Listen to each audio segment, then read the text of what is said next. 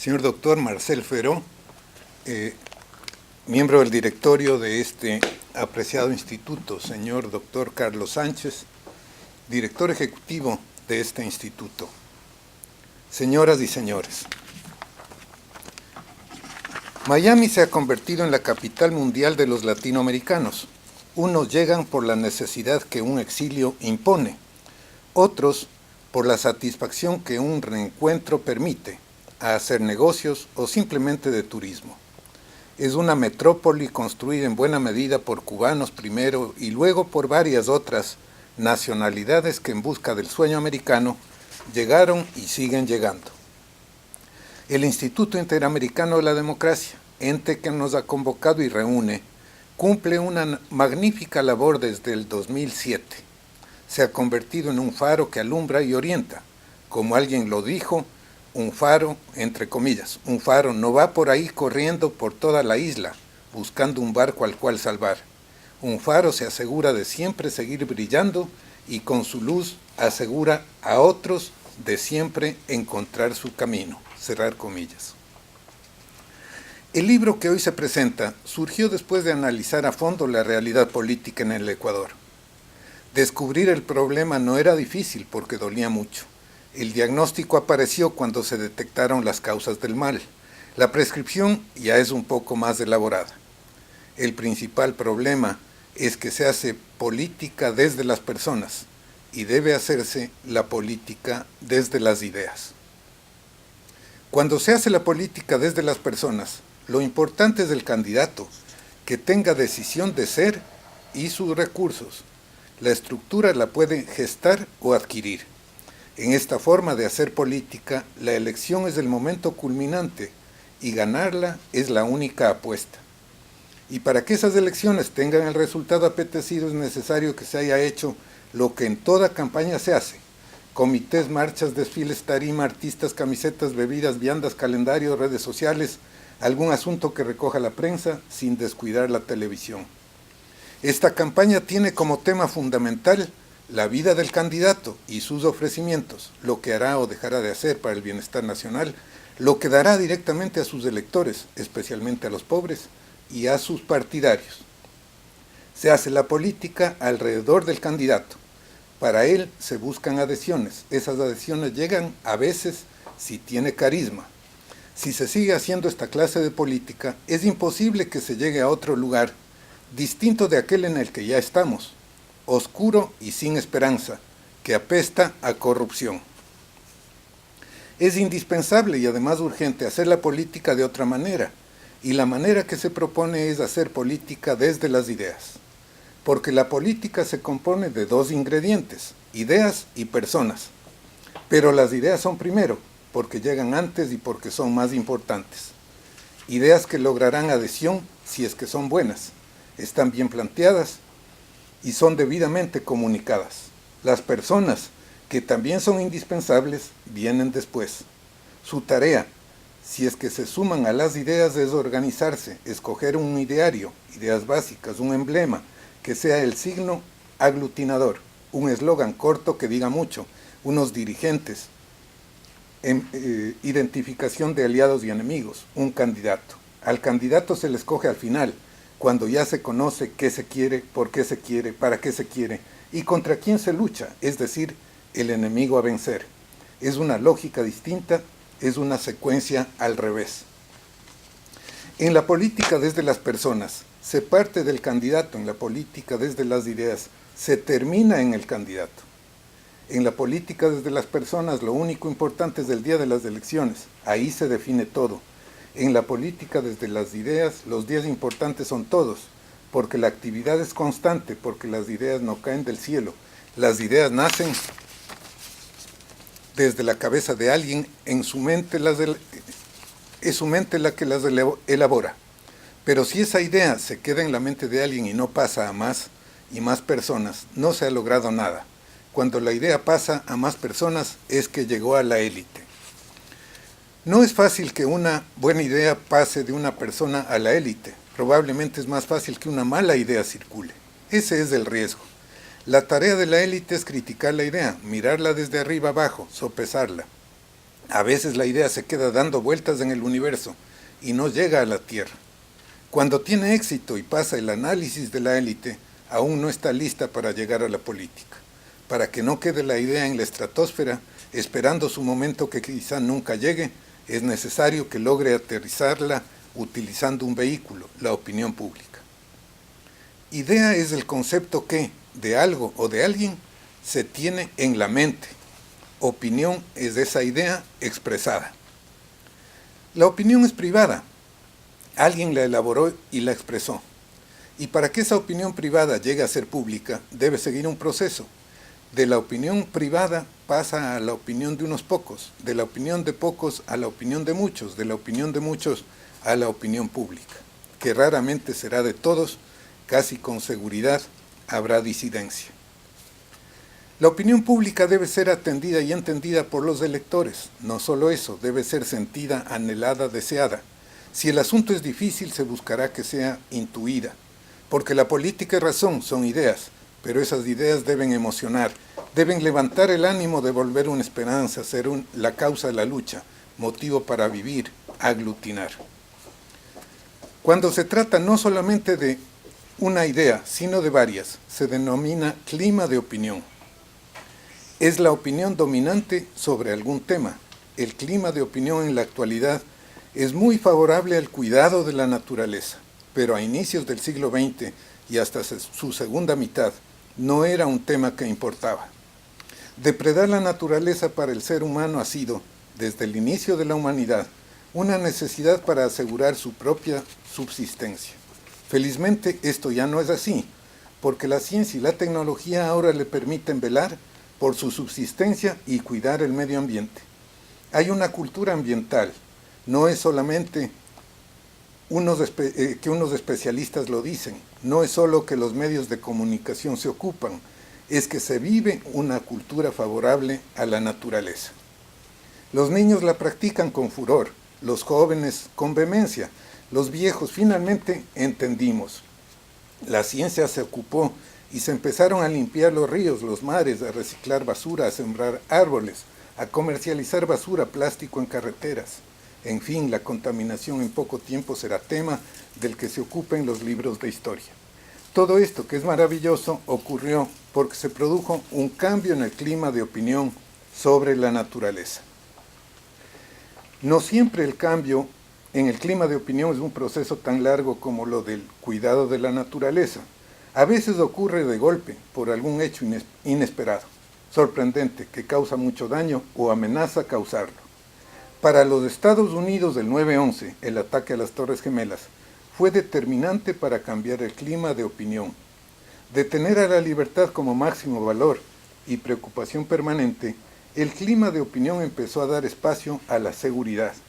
Y con la seguridad, al gobierno le han permitido licencia para que actúe de manera que antes jamás hubiera ocurrido.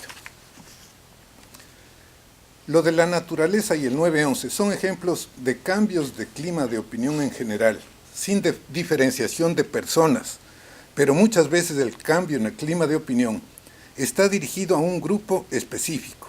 En este caso, habrá que descubrir la esencia de ese grupo y sus sensibilidades. A veces no se llega a la esencia porque se actúa desde el complejo, otras porque no hay el liderazgo adecuado, otras porque buscar les produce miedo. En el libro se trata este tema sobre indígenas, mujeres y jóvenes. Días atrás, para preparar este texto, entré a uno de los buscadores de Internet e indagué por acontecimientos del siglo XX. Encontré los 10 más importantes a criterio de una enciclopedia. Viaje del hombre a la luna, 2 guerras mundiales, descubrimiento de la penicilina, matanza en la plaza de Tiananmen, caída del muro de Berlín, clonación de la oveja Dolly, bombas atómicas en Hiroshima y Nagasaki, accidente de Chernóbil, triunfo electoral de Nelson Mandela, hundimiento del Titanic. Temas interesantes, pero no era lo que buscaba. Quería encontrar lo que constituye el proceso más importante del siglo XX, algo que ocurrió en ese siglo y que esperemos que jamás se repita.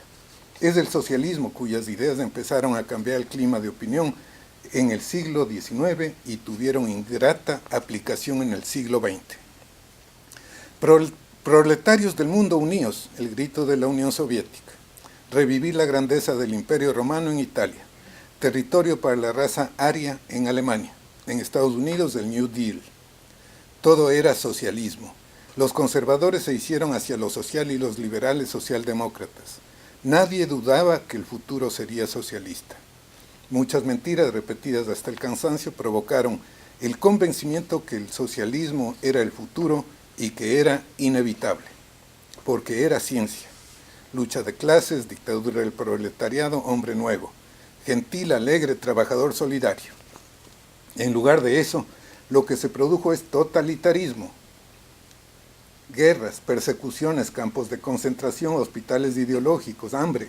100 millones de muertos en tiempos de paz, es decir, sin contar con los muertos producidos por las dos guerras mundiales. Lo que puede causar una idea equivocada, lo que causó ese cambio en el clima de opinión de la segunda mitad del siglo XIX. En la enciclopedia consultada encontré esto, comillas. En resumen, en 1991 la Unión Soviética, que era la superpotencia del bloque socialista, se derrumbó económica y territorialmente debido a las reformas perestroika llevadas a cabo por Mikhail Gorbachev. Puntos suspensivos, cerrar comillas. La verdad es que la URSS se había derrumbado antes de la llegada de Gorbachev al poder, obviamente antes de sus reformas. Él mismo se lamentaba que la causa del derrumbe fue la pérdida de la moral, entre comillas, la moral socialista. Ese impulso vital de los revolucionarios del 1917 y de los comunistas que les duró varias décadas. Esa moral socialista empezó a desfallecer cuando sus líderes y dirigentes, ante la realidad, empezaron a dudar de sí mismos y de su ideología, y empezaron a construir muros o cortinas de hierro para que los habitantes del paraíso socialista no escapen de él. Hay una caricatura que recorrió el mundo entero que ilustra con humor la esencia del problema. Se trata de un esforzado trabajador y de un jefe de los duros, de los que en realidad mandan, de un capataz. El trabajador dice, comillas, nosotros hacemos como que trabajamos, ellos hacen como que nos pagan, cerrar comillas. Así quedó de manifiesto para siempre el fracaso socialista dicho por un trabajador. Y esa moral socialista poco a poco se había desgranado hasta desaparecer, porque al decir de Gorbachev faltaba glasnost, es decir, transparencia. Si no había transparencia, lo que había es opacidad, y cuando hay opacidad lo que hay es corrupción. Por eso, por ser el socialismo un sistema ineficiente y corrupto, es que se derrumbó la Unión Soviética. Desde dentro, implosionó, ni por la perestroika, ni por Gorbachev. Esto como precisión histórica indispensable sobre las causas de la desaparición. Cuando se disolvió la Unión Soviética, muchos socialistas quedaron desocupados, desamparados y desorientados. Aquello que era el ideal de su vida no iba más, el dogma se esfumaba. La confesión de Gorbachev fue un dinamitazo, una demolición de magnitudes.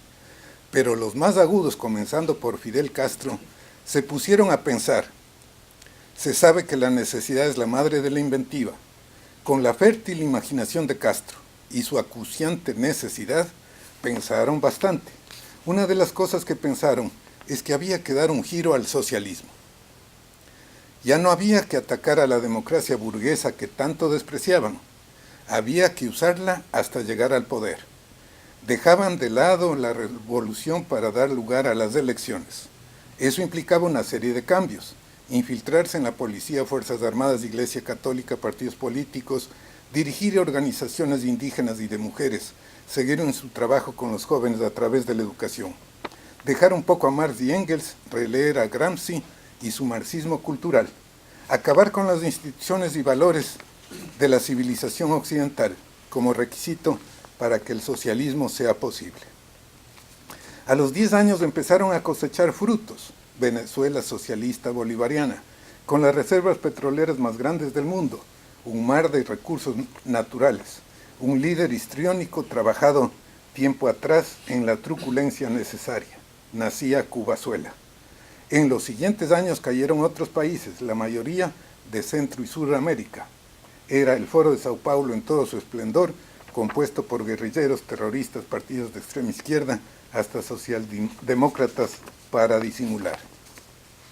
Mientras el socialismo pensaba, conservadores, liberales y unos pocos amantes de la libertad descansaban.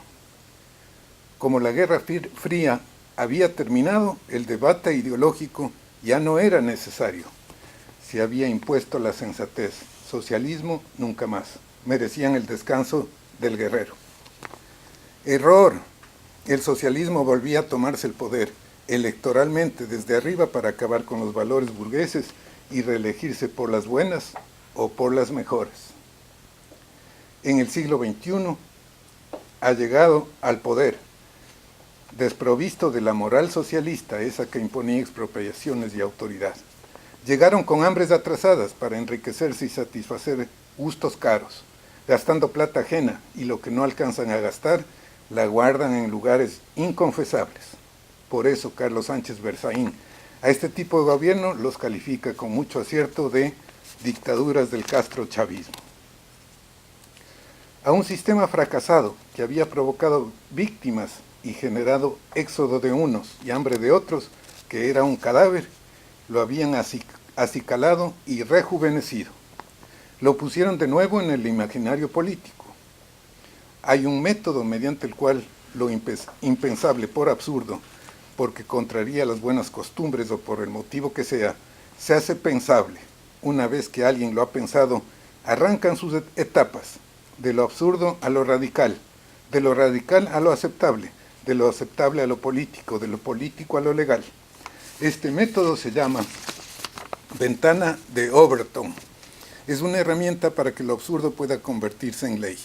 Leyes absurdas que están en vigencia, es posible que hayan seguido el método. Es necesario que se tome una decisión. Hacer la política de la buena, desde las ideas. Ese momento descubriremos que los principios de los padres fundadores, que dieron origen a este gran país, están vigentes. Pero si nadie los defiende, no tienen garantía de permanencia, porque están bajo amenaza, sus enemigos acechan. Son los derechos innatos, vida, libertad, búsqueda de la felicidad, que son universales, son para todos, sin excepción, y son gratuitos, nadie tiene que pagar por ellos. Son anteriores a cualquier Estado, ningún gobierno o asamblea los puede otorgar porque ya existen, pero puede amenazarlos o suprimirlos, como lo probaron los totalitarismos del siglo XX. La tarea legítima de los gobiernos es la protección de esos derechos. No es tarea de los gobiernos pretender la satisfacción de las necesidades, porque las necesidades son ilimitadas. De las necesidades tiene que ocuparse cada uno, empleando para ello su mente y el ejercicio de los derechos innatos. De las viudas y los huérfanos, de quienes han sufrido calamidad, se encargarán personas solidarias, voluntarios, mutualistas, entidades de socorro, de beneficencia, iglesias, asociaciones, clubes, cuidando el centavo porque tienen que rendir cuentas a quien dona el recurso.